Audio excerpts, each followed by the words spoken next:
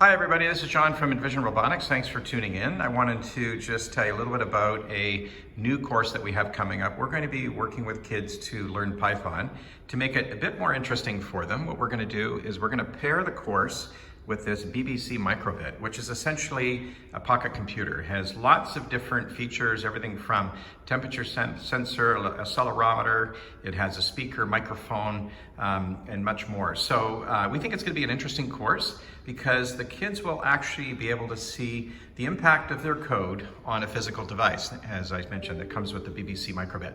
This program that Jack has here is a step counter, so much like a Fitbit or an activity tracker that you might have in your iPhone. Jack, do you want to see if we can give it a flip there and just see if we can get it to there you go, recognized these flips. So if you had it attached to your leg, you'd be able to track. So stay tuned. Hopefully see you on this course. Thanks everybody.